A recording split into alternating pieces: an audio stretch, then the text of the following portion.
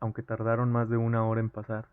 Hubiera podido pensarse que eran unas pocas escuadras girando en redondo, porque todos eran idénticos, hijos de la misma madre, y todos soportaban con igual estolidez el peso de los morrales y las cantimploras, y la vergüenza de los fusiles con las bayonetas caladas, y el incordio de la obediencia ciega y el sentido del honor.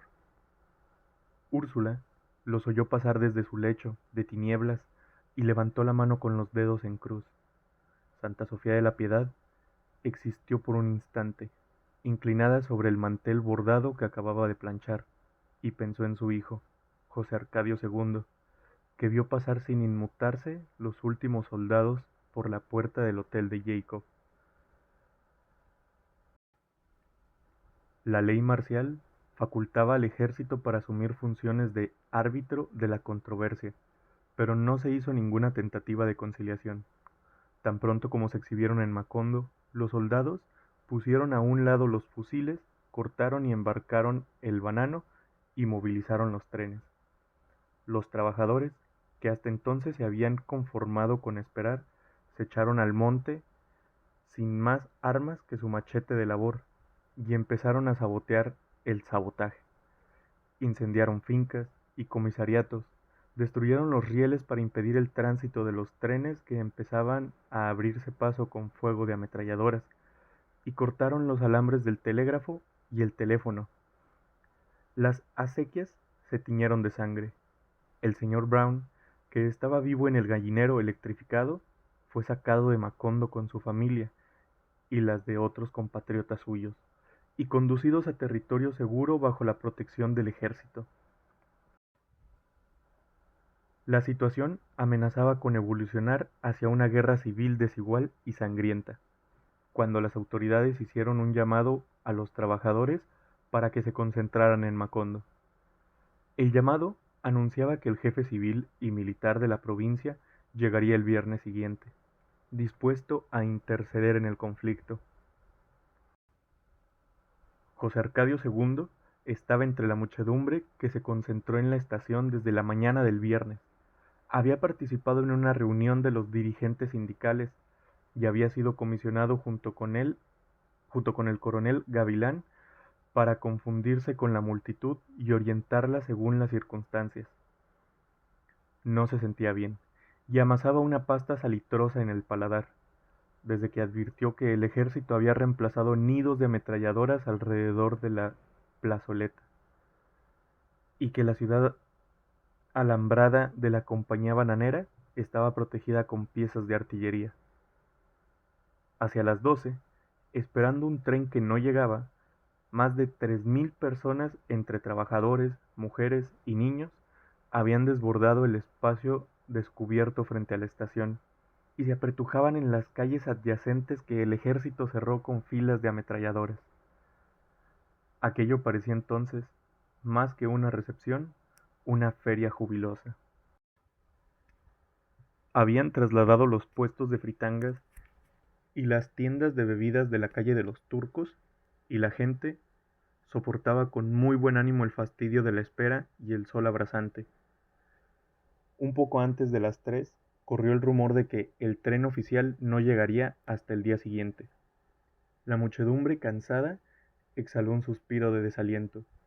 Un teniente del ejército se subió entonces en el techo de la estación, donde había 4 nidos de ametralladoras enfiladas hacia la multitud, y se dio un toque de silencio. Al lado de José Arcadio II estaba una mujer descalza, muy gorda, con 2 niños de unos 4 y 7 años. Cargó al menor y le pidió a José Arcadio II, sin conocerlo, que levantara al otro para que cayera mejor lo que iban a decir. José Arcadio II se acaballó al niño en la nuca. Muchos años después, ese niño había de seguir contando, sin que nadie se lo creyera, que había visto al teniente leyendo con una bocina de gramófono el decreto número 4 del jefe civil y militar de la provincia. Estaba firmado por el general Carlos Cortés Vargas y por su secretario, el mayor Enrique García Izaza, y en 3 artículos de 80 palabras declaraba a los huelguistas cuadrilla de malhechores y facultaba al ejército para matarlos a bala. Leído el decreto, en medio de una ensordecedora rechifla de protesta, un capitán sustituyó al teniente en el techo de la estación y con la bocina de gramófono hizo señas de que quería hablar. La muchedumbre volvió a guardar silencio. Señoras y señores, dijo el capitán con una voz baja, lenta, un poco cansada. Tienen 5 minutos para retirarse. La rechifla y los gritos redoblados ahogaron el toque del clarín que anunció el principio del plazo. Nadie se movió. Han pasado 5 minutos, dijo el capitán en el mismo tono. 1 minuto más y se hará fuego. José Arcadio II, sudando hielo, se bajó al niño de los hombros y se lo entregó a la mujer. Estos cabrones son capaces de disparar, murmuró ella. José Arcadio II no tuvo tiempo de hablar, porque al instante reconoció la voz ronca del coronel Gavilán, haciéndoles eco con un grito a las palabras de la mujer. Embriagado por la tensión, por la maravillosa profundidad del silencio y además, convencido de que nada haría mover a aquella muchedumbre pasmada por la fascinación de la muerte, José Arcadio II se empinó por encima de las cabezas que tenía enfrente y por primera vez en su vida levantó la voz. ¡Cabrones!, gritó. ¡Les regalamos el minuto que falta! Al final de su grito, ocurrió algo que no le produjo espanto, sino una especie de alucinación. El capitán dio la orden de fuego y 14 nidos de ametralladoras le respondieron en el acto, pero todo parecía una farsa. Era como si las ametralladoras hubieran estado cargadas con engañifas de pirotecnia, porque se escuchaba su anhelante tableteo y se veían sus escupitajos incandescentes, pero no se percibía la más leve reacción, ni una voz, ni siquiera un suspiro entre la muchedumbre compacta que parecía petrificada por una invulnerabilidad instantánea. De pronto, a un lado de la estación, un grito de muerte desgarró el encantamiento. ¡Ay! Un grito de muerte desgarró el encantamiento. ¡Ay, mi madre! Una fuerza sísmica, un aliento volcánico, un rugido de cataclismo estallaron en el centro de la muchedumbre con una descomunal potencia expansiva.